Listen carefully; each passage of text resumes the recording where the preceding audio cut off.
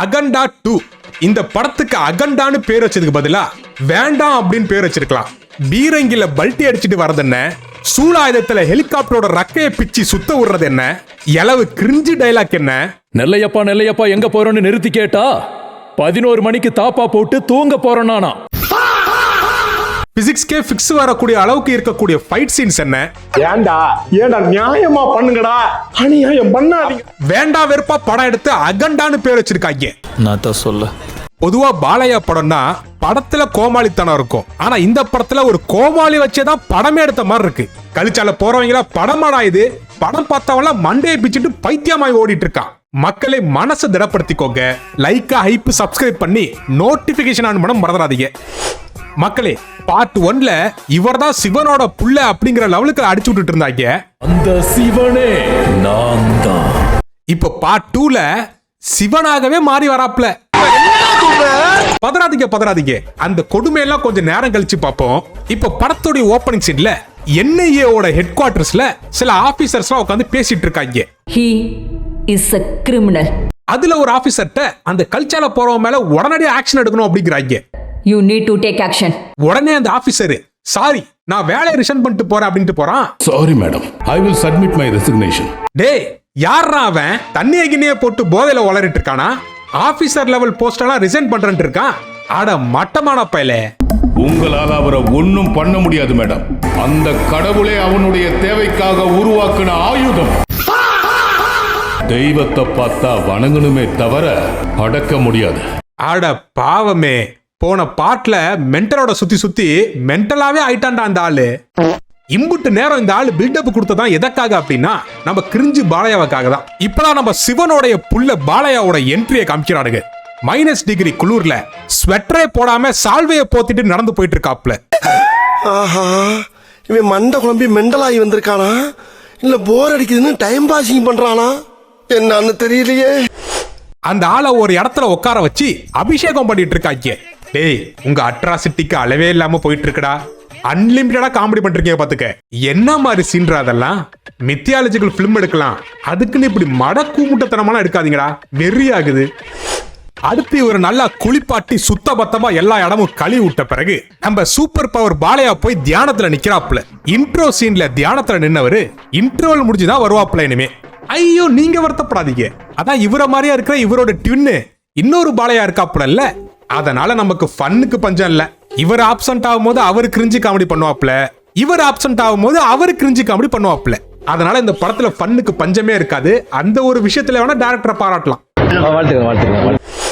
அடுத்து இந்த படத்துடைய வில்லனுங்க 2 சைனாக்காரங்க அப்படிங்கிற மாதிரி காமிக்கிறானுங்க.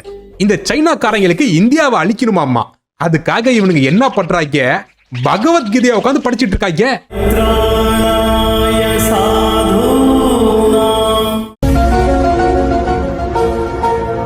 டேய், இந்தியாவை அழிக்க பகவத்கீதையை ஏன்டா படிச்சிட்டு இருக்கீங்க அப்படின்னு கேட்டா, அவங்க நெஞ்சில இருக்கிற அந்த கடவுளைத்தான் நாம் அடிக்கிறோம். அட முட்டா பயலுகளா, கடவுள் நம்பிக்கை அழிக்கிறதுக்கும் பகவத்கீதையை படிக்கிறதுக்கும் ஏதாவது சம்மந்தம் இருக்காடா? இந்த சைனாக்காரங்க கடவுள் நம்பிக்கை அழிக்கணுங்கிறாங்க. அதை அழிச்சிட்டா இந்தியாவை அழிச்சிடலாமா? ஐயா, இது இந்தியா. இங்க ஒரு கடவுள் மட்டும் இல்ல, இங்க நூத்துக்கணக்கான கடவுள்கள் இருக்காங்க. நீங்க அதை ஒண்ணு அழிக்கிறதுக்குள்ள உங்களால செத்தவனுக்கெல்லாம் செலவச்சு கடவுள் ஆக்கிடுவாங்க. 100 400 ஆயிரும். இது ரொம்ப தப்பான மெத்தடு. நீங்க 2 பேரும் பார்க்க சைனாக்காரங்க மாதிரியே இல்ல, நேபாள்கார மாதிரி இருக்கீங்க. பேசாம நீங்க ஏன் ஒரிஜினல் சைனாக்காரன்ட்டே ஐடியா கேட்க கூடாது? மக்களை, அடுத்த ஒரு சீனு காமிக்கிறாங்க பாத்துக்கிடுங்க. வெறிமை தாயிடுச்சு எனக்கு. ஒரு கிராமத்துல கஞ்சா வித்துட்டு இருக்காங்க. அதுக்கு தமிழ்நாட்டுக்காரனா தலைமை தாங்கறானா, தமிழ்நாட்டோட குரூயல் பிரைவேட் ஆர்மி தான். கர்நாடகாக்கார ஃபண்டிங் பண்றானா, கர்நாடகாவை சேர்ந்த சவுடப்பா கவுடு. மும்பைக்காரன் டிஸ்ட்ரிபியூஷன் பண்றானா. அப்ப தெலுங்குக்கார அதை வாங்கி இழுத்துட்டு இருக்கானா? என்னடா உங்க வன்மத்துல படம் எடுத்து வச்சிருக்கீங்க? எம்புட்டு கேவலமான புத்தி பாத்துக்கிடுங்க இந்த டைரக்டருக்கு. இதெல்லாம் ஒரு படம்னு வேற ஒத்துக்கிட்டு நடிச்சிருக்காங்க பாருங்க. சோத்துல உப்பு போட்டுதான் திங்கிறீங்களா இல்ல வேற ஏதோ கலந்து அடிக்கிறீங்களா? அட வெக்கம் கட்டுவீங்களா? இதுக்கு எதுக்குடா வெள்ளையங்கிலி மாலைன்னு? இப்ப இந்த கஞ்சா பிசினஸ் தடுத்து மக்களை ஒழுங்குபடுத்த தான் நம்மளோட இன்னொரு ட்வின் பாலையா என்ட்ரி ஆகுறாரு. யாருக்கு மேம் ஃபோன் பண்றீங்க? இந்த பிரச்சனையை 1 hourல கிளியர் பண்ணக்கூடிய ஒருத்தருக்கு. மச்சி இவன்டா. ஆமாடா இவன்டா. இவருடைய ஃபைட் சீனை பத்தி நான் உங்களுக்கு சொல்லி தெரிய வேண்டியதில்ல. இந்த ஆளு ஸ்கூல் படிக்கும் போது இந்த ஆளுக்கு எதிரியே இவரோட பிசிக்ஸ் வாத்தியார் தான் போல. அதனாலதான் இவர் படத்துல இவருக்கும் பிசிக்ஸ்க்கும் ரொம்ப தூரம். இவர் சண்டை போடுறத கூட தாங்கிக்கலாம். ஆனா சண்டை போடும் போது நடுவுல ஒரு பஞ்ச் டைலாக் பேசுவார் பாருங்க, நாக்க புடுங்கிட்டு சாவலாம் போல இருக்கும். சவுண்ட கண்ட்ரோல்ல வச்சுக்க. எந்த சவுண்டுக்கு சிரிப்பேன், எந்த சவுண்டுக்கு வெட்டுவேன்னு எனக்கே தெரியாது. ஏன்னா நீ ஒரு மென்டலு. மக்களே, நான் இதுல சொல்ற ஜோக்ஸ் எல்லாமே வந்து அந்த படத்துல வரக்கூடிய கேரக்டர் பத்தி தான். பொங்கி எழுந்து கமெண்ட் செக்ஷன்ல கழுவி ஊத்தாதீங்க. ஆனா மக்களே, இந்த மாதிரி பஞ்ச் டைலாக்லாம் ஒருத்த உட்காந்து எழுதுறான் பாருங்க, அவன் ஜட்டிய அவுக்கணும், அப்ப சரியாயிரும் எல்லாம். அப்புறம் மக்களே, இந்த மிருகத்தோட மனசு இன்னொரு மிருகத்துக்கு தான் புரியும் அப்படிங்கிற மாதிரி இவர் முறைச்சா குதிரையே மிரளுது. இதெல்லாம் எனக்கு பெரிய விஷயமா தெரியல. ஏன்னா இவர் ட்ரெயின் கூட பேசி கன்வின்ஸ் பண்ணி ரிவர்ஸ் கியர்ல அனுப்புனவரு. ஜெய் சென்னகேசவா.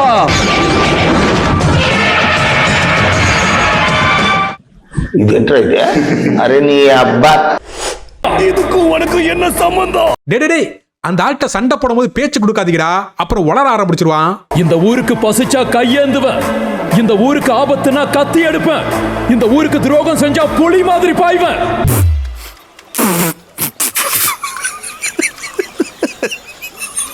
தயவு செஞ்சு அந்த ஆள் பிசிக்ஸ்க்கு அகேன்ஸ்டா சண்டை போட்டுட்டு இருக்க போது குறுக்க நிப்பாட்டி கேள்வி கேட்காதீங்க. எதையாச்சும் இப்படிதான் உளறிட்டு இருப்பாப்ல. Leave him alone. Kadapa, Kurnool, Chittoor, Anantapur, இந்த ஜில்லால எல்லா வீடும் என் வீடு தான், எல்லா குடும்பமும் என் சொந்தம் தான். ஏன் எல்லா வீட்லயும் போய் பிச்சை எடுத்தியா? இந்த கொடுமையான கிரிஞ்சு டயலாக கேட்கிற அளவுக்குலாம் எனக்கு பொறுமை கிடையாது. இப்ப என்ன மேட்டர் அப்படின்னு கேட்டுக்கிட்டீங்கன்னா, எல்லாத்தையும் அடிச்சு போட்டு அரை மணி நேரத்துக்கு பேசியே திருத்துறாப்புல எல்லாத்தையும்.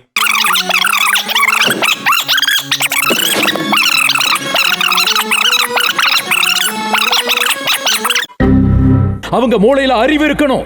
அதை விட்டுட்டு கஞ்சா எதுக்குடா? கண்ணு முன்னாடியே ட்ரக்ஸுக்கு பலி ஆயிட்டு இருந்தா.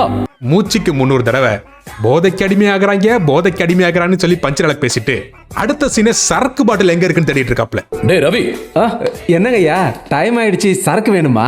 ஆமாடா. கஞ்சா மட்டும்தான் போதையாடா, சரக்கு என்ன கேம்பா எனர்ஜி ட்ரிங்கா? அடுத்து இந்த படத்துல பிஎம்னு சொல்லி ஒரு ஆளை காமிக்கிறாங்க. அவன் இந்த ஆளோட பெரிய மென்டல் ஆட்டுக்கு ஒரு தேங்காய் ஒண்ணுத்த கையில கொடுத்து, இது தேங்காய் இல்ல, நான் உங்களுக்கு கொடுக்கிற மரியாதைங்கிறான். இது நான் உங்களுக்கு கொடுக்கிற அடையாளம் இல்ல, இது நான் உங்களுக்கு கொடுக்கிற மரியாதை. படத்துல வரக்கூடிய ஒரு கேரக்டரும் ஒரு விதமான தற்குறியா தான் இருக்கு. ஒப்புரானே, உங்க விட்டு எங்க விட்டு தற்குறி இல்ல, மக மட்டமான மயிராண்டி தற்குறிங்க. அதுக்காக தான் இந்த பயோ ஷீல்ட் தயாரிச்சிருக்கோம் சார். இது இந்த படத்துடைய ஹீரோயினுங்க. இது என்னத்துக்கு வருதுன்னே தெரியல. ஒரு பாட்டுக்கு வந்து ஆடுது, அந்த ஆளோட சேர்ந்து சரக்கு போடுது, அப்புறம் கடைசியா மண்டைய போடுது. இம்புட்டு தான் ஹீரோயினோட கான்ட்ரிபியூஷன். ஆனா பாலையாவோட பொண்ணு ஒண்ணு கண்டுபிடிச்சிருக்காமா. அது வந்து ஒரு பயோ ஷீல்டா. அது நம்ம இந்தியன் ஆர்மிக்குலாம் ரொம்ப யூஸ்ஃபுல்லா இருக்குமாமா. அதை இது எப்படி கண்டுபிடிச்சிச்சுன்னா, அந்த ஐடியா எப்படி வந்துச்சு? ராமாயணத்துல இருந்ததா சார். எது? ராம லக்ஷ்மணனுக்கு சொல்லி கொடுத்த இந்த வழிமுறை தான் ப்ராஜெக்ட்டுக்கு இன்ஸ்பிரேஷன். படம் எடுத்தவன் முரட்டு சங்கியா இருப்பான் போல. தக்காளி என்னென்னத்தையோ உளறிட்டு இருக்கான். வந்தமா அப்படின்னு போயிடணும். சும்மா அந்த அட்வைஸ்ல பண்ணக்கூடாது, தெரியல உனக்கு. அடுத்து நம்ம சைனாக்காரங்க சப்ப மூக்கங்க என்ன பண்றாங்கன்னா, கடவுள் நம்பிக்கையை அழிக்கணும் அப்படின்னு சொல்லிட்டு கும்பமேளா நடக்கும்போது பக்தர்கள் குளிக்கக்கூடிய இடத்துல வைரஸை கலந்து விட்டுறாங்க. எல்லாரும் கொத்தா செத்துட்டு கிடக்குறான். அதை வச்சு கடவுளே இல்ல அப்படின்னு சொல்லி பிரச்சாரம் பண்றாங்க. அப்படின்னா கடவுள் இருக்காரா இல்லையா? சரி, ரோஸ்ட் பண்ற நமக்கும் மனசாட்சி இருக்கு, ஏதோ புதுசா ட்ரை பண்றாங்க, போய் தொலைங்கடா அப்படின்னு சொல்லி விட்டுட்டேன். அப்புறம் செத்த நேரம் கழிச்சு ஒண்ணு பண்றாங்க பாருங்க, மண்டைக்குள்ள கிருட்டுன்னு வந்துருச்சு. நம்ம பார்ட் டைம் ஹீரோயின் அம்மா இருக்குல்ல, வைரஸ்க்கு வேக்சின் கண்டுபிடிக்குதாம்மா. அந்த வேக்சினை உடம்புக்குள்ள செலுத்தி பார்க்க வக்காளி எவனும் முன் வரலையா. நம்ம ஸ்டக் ஆனது ஹியூமன் ட்ரையல்ஸ் கிட்ட. Yes ma'am. அதனால இது என்ன பண்ணுது, தன்னோட உடம்புல வைரஸை ஏத்திடுது. நான் தான் சொன்னல, படத்துல வரக்கூடிய 10 கேரக்டரும் 10 விதமான பைத்தியங்க. ஒண்ணுக்கு சலிச்சது இல்ல, வேற லெவல்ல அப்கிரேட் ஆகி காமெடி பண்ணிட்டு இருப்பாங்க. இந்த பொண்ணோட உடம்புல வைரஸை ஏத்தி இவங்க கண்டுபிடிச்ச வேக்சினை வச்சு டெஸ்ட் பண்றாங்க. இதுல என்ன ஒரு ஹைலைட்னா, காலையில தான் கங்கை நதியில வைரஸை கலந்தாங்க இந்த சைனாக்காரங்க. இவனுக்கு சாயந்தரம் வைரஸ்க்கு வேக்சினை கண்டுபிடிச்சிட்டாங்க. டேய், இந்தியா டெவலப் ஆயிட்டு இருக்குங்கிறத ஒத்துக்கிறேன். அதுக்குன்னு காலையில வந்த வைரஸ்க்கு நான் சாயந்தரம் மருந்து கண்டுபிடிச்சிங்கன்னா எப்படிரா? 2 நிமிஷத்துல ரெடி பண்றதுக்கு இது என்ன நூடுல்ஸாடா? அதுக்கப்புறம் இந்த வேக்சினை போட்டோம்னா ஹீரோயின் சரியாயிடுச்சாமா இமிடியேட்டா. We made it, sir. Yes. சரியாயி அதை செலிப்ரேட் பண்ணிட்டு இருக்காங்க. சரியாயிடுச்சு வாங்க எல்லாருக்கும் கொடுத்து உயிரை காப்பாத்தலாம் அப்படின்னு 2 மணி நேரத்துல வேக்சினை கண்டுபிடிச்சு நோயை குணப்படுத்தி அது ஓடி ஆடி திரிஞ்சிட்டு இருக்கு ஹீரோயின். அருமைடங்க. இந்த கிரிஞ்சி சீன் முடியறதுக்குள்ளே இன்னொரு கிரிஞ்சி சீன் ஆரம்பிச்சிருது. இவனுங்க வைரஸ்க்கு வேக்சின் கண்டுபிடிச்சது சைனாக்காரனுக்கு தெரிஞ்சிருச்சாமா. உடனே அந்த வேக்சினை காப்பாத்த நம்ம பாலையா பொண்ணு வேக்சினை தூக்கிட்டு ஓடிடுது. இந்த அம்மளி தும்மலையில மாட்டிக்கிட்ட நம்ம பார்ட் டைம் ஹீரோயின் அம்மாவை மறுகையா பண்ணிடுறாங்க. ரெஸ்ட் இன் பீஸ் மதரொலி. அடுத்து இப்பதான் நீங்க எதிர்பார்த்துட்டு இருந்த ஒரிஜினல் கோமாளி தி ஓஜி பாலையா வராப்ல. அதுவும் சாதாரணமா வரல. ஓப்பனிங் சீன்ல தியானத்துக்கு போனவரு சிவன் டேந்து சூப்பர் பவர்லாம் ஸ்ட்ரைட்டாவே டவுன்லோட் பண்ணிட்டு இந்தியால வந்து அப்லோட் பண்ணான்னு வந்திருக்காப்ல. அதுவும் விண்வெளியில இருந்து எரிக்கல்லாம் வந்து விழுவுறாரு. கொடூரமா இருக்கு. இதோட இவங்க அட்ராசிட்டி நிக்கலங்க. ஒருத்தன் இந்த ஆளை சுடுறான். அந்த வரக்கூடிய புல்லட் எல்லாம் ஏதோ எந்திரன் பட ரஜினி மாதிரி தடுத்துட்டு இருக்காப்ல. ரெண்டாவது ஓவர் போடுறதுக்கு வந்திருக்காரு. ஒரு 4 கிடைக்கிறதுக்கான வாய்ப்பு. 6 முதல் 6 அன் அகாடமி கிராக்கிங் 6 அடிச்சிருக்காரு Faf du Plessis. Down the track he goes. Oh dear boy, a goal. யப்பா இன்னொரு 6. டேய் என்ன இலவுடாது. நல்ல சீன் தான்டா இது. அதுலயும் ஒருத்தனை சூளத்தால குத்தி அது சூளமாயில நூடுல்ஸ் குத்துற போர்க்கான்னு தெரியல குத்தி கிண்டி சுத்திட்டு இருக்காப்ல. இதெல்லாம் அவர் ஃபேன்ஸுக்கே சிரிப்பு வரும்டா. அதுவும் ஃபர்ஸ்ட் ஷோ பாக்குற ஃபேன்ஸ் எல்லாம் எப்படி சிரிப்பு அடக்குனாங்களோ பாவத்தை. அடுத்து நம்ம சூப்பர் பவர் சிவனோட புள்ள பாலையாட்ட கடவுள் இல்லவே இல்ல அப்படின்னு சொல்லி சில மக்கள்லாம் கொஸ்டின் கேக்குறாங்க. அவர் வந்து எங்களை காப்பாத்தலாம்ல, எங்க போயிட்டாரு? அதுக்கு நம்ம தாத்தா பாலையா ஒரு எக்ஸ்பிளனேஷன் கொடுப்பாரு பாருங்க. உக்காந்த இடத்துல கழிஞ்சிட்டா. உனக்கு ஒரு நண்பன் இருக்கான். அவன் உனக்கு போன் பண்ணா நீ போனை எடுக்கல. அப்ப அவன் பார்வையில நீ போனை எடுக்கலையா இல்ல செத்துட்டியா? அப்ப கடவுள் உன் கண்ணுக்கு தெரியலன்னா இருக்காரா இல்லையா? பாத்தியாடி பார்வதி, என் பிள்ளையோட அறிவு. இந்த உலகத்துல மக்க மனுஷ தோண்ட காலத்துல இருந்து இப்படி ஒரு விளக்கத்தை யாரா சொல்லிருக்காங்களா? இல்ல யாருக்காவது தோணி இருக்குமா?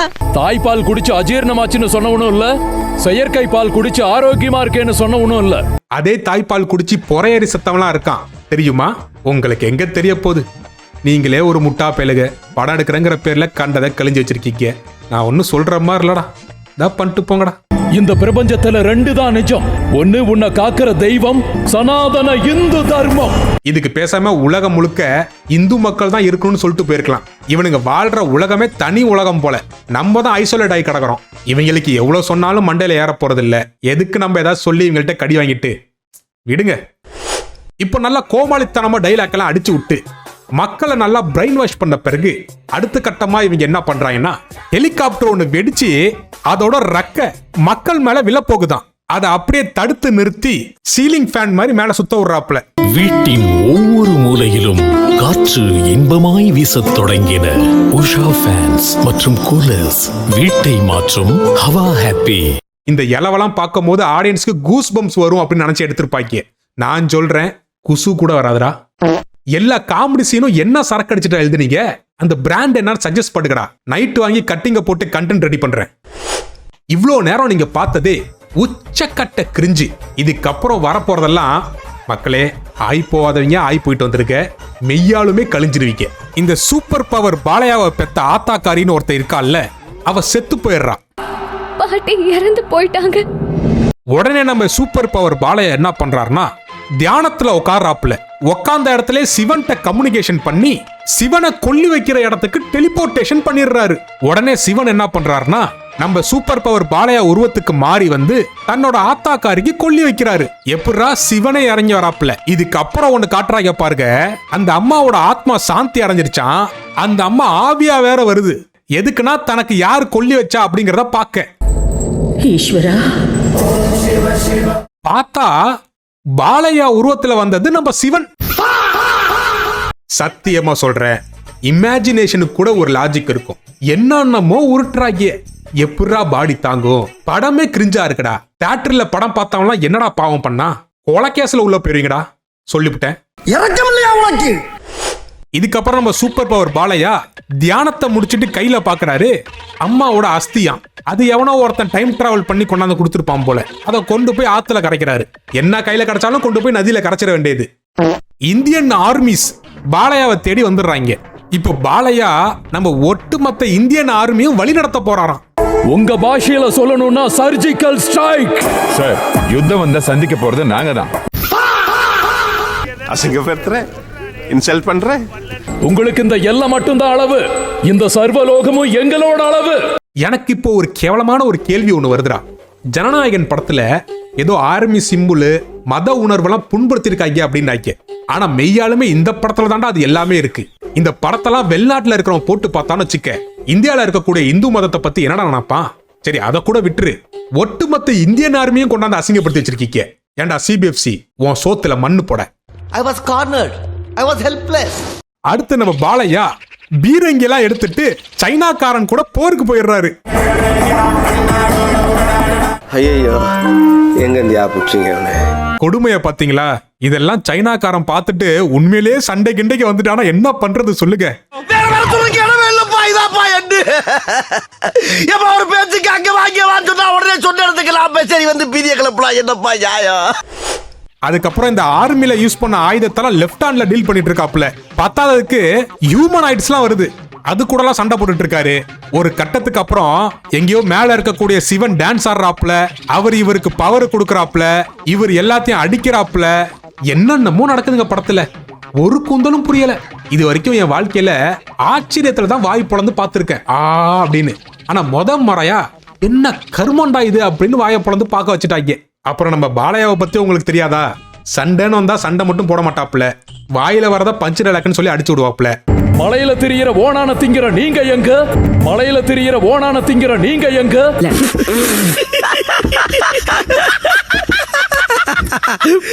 மலையில திரியிற ஓனான திங்கிற நீங்க எங்க?